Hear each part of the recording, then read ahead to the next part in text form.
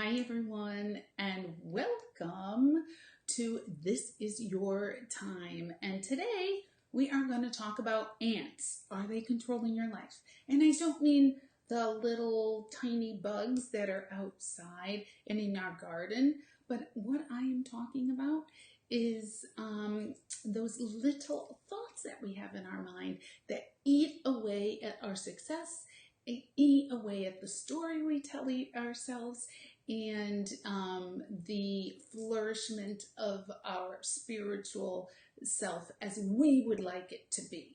So, for those of you who are just tuning in, who have never met me, my name is Donna Levy. I've been a registered nurse for 38 years, mostly in psychiatry and in mental health. Everything that you can imagine about the brain, between traumatic brain injury to dementia care to health and wellness of the brain, to mindset and motivation, and also to take care of people medically and anti-aging. So you know a little bit about me now and my history, but I am here to tell you now the newest science tells us that we can reprogram our mind. And always that is what's holding us back. That's what makes us procrastinate and say, oh, I'll join that club next week. Oh, I'll do that tomorrow. Especially now since we're home and we are sedentary and all we have is time. Don't waste it. Think of what you would like to do. Think of how you would like your life to be. Would you like to be healthier? Would you like to be thinner? Would you like to be more fit? Would you like to be wealthier? Would you like to have more abundance, more happiness in your life? This is the time to work on that and do that. Would you like a second income? Now's the time to join that company and to start getting motivated and work on those things. Would you like a new website? There's plenty of people who can help you, both on YouTube and just through your friends. Contact your friends. So, but what is really holding you back from doing everything? It is your subconscious mind. And let me tell you, it is wonderful and nasty at the same time. Our subconscious mind is formulated from the time we are 0 to the time we are 6 or 7. It is formulated by the beliefs that people told us about ourselves. If somebody told you you were fat, your belief is fat. If somebody told you that you were good in music, your belief is good in music. If somebody told me, oh, you're going to be a great nurse when you grow up, or a great doctor. I know a doctor that this happened to. Oh, you're going to be a great doctor when you grow up. My son, the doctor, when he was 3, 4, 5 years old. And so guess what? He grew up to be a doctor. He didn't pick any other choice. But to tell you the truth, that's not his real passion. You are living somebody else's dream, somebody else's life when you follow that routine. And it's so hard to break out of that. You really have to go inside yourself and figure out, who am I? What is it that I really want out of life? And how am I going to do that? And as soon as, like, say, an opportunity comes along, you get a pit in your stomach, right? And you say, oh no, I can't possibly do that, I'll fail. And you'll think of 25 different reasons why that plan won't work. Well, that's our subconscious mind working to keep us safe. Because in times of danger, our subconscious mind works beautifully. Like, you're walking at night, there's a dark alley, it's a shortcut, there's no lights, it's kind of seedy. Your subconscious mind says, no, don't go that way, go the long way. Right? That's going to save your life.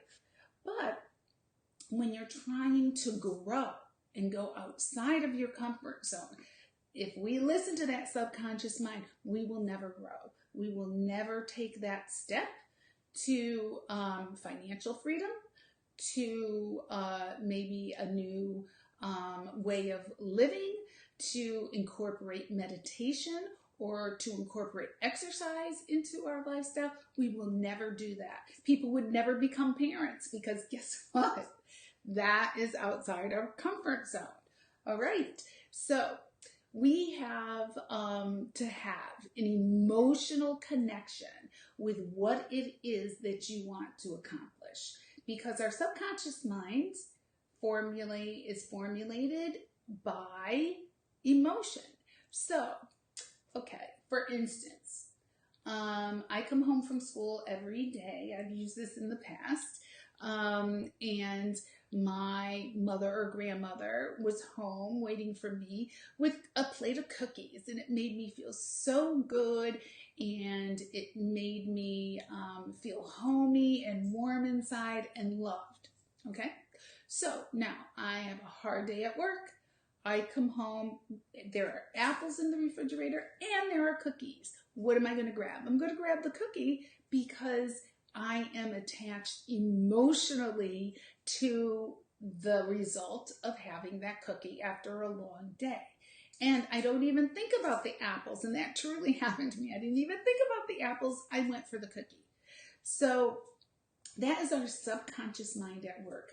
Our subconscious mind also does things like, our driving as we get into a habit, 21 days creates a habit, 66 days creates a lifestyle. So if you're driving every single day from the time you get your license, to like the 66th day, it becomes automatic, putting your right foot on the gas and putting on the brake and putting on the blinker. It just becomes automatic because you have made a pathway in your brain. So that's what we want to do with negative thoughts. If we do not feed those negative thoughts, and those negative thoughts are, that was a stupid thing to do. I can't possibly do something new. I have no time. I won't be good at that. I am fat. I am ugly. I can't go to that party because nobody's gonna like me. All of those things are fleeting negative thoughts that give us a pit in our stomach every time we're gonna go out of our comfort zone. So there's 2 tricks to this. You can count 1, 2, 3, 4, 5, picture a big red stop sign, and then go back to the idea you had or what you wanted to do.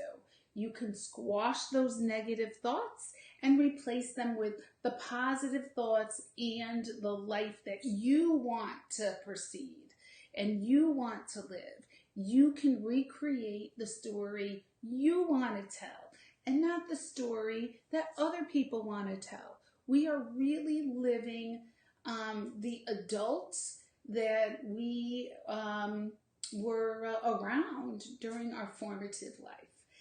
But you don't have to do that anymore, and it's a wonderful thing. I have been working on this for a couple years now, and it's been working.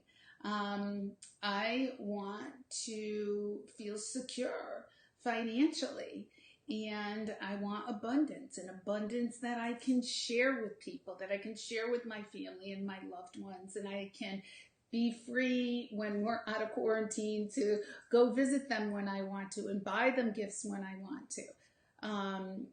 So that's something that I've been working on over and over again. It takes a long time to do it, but it's possible. It's possible. Every little bit helps.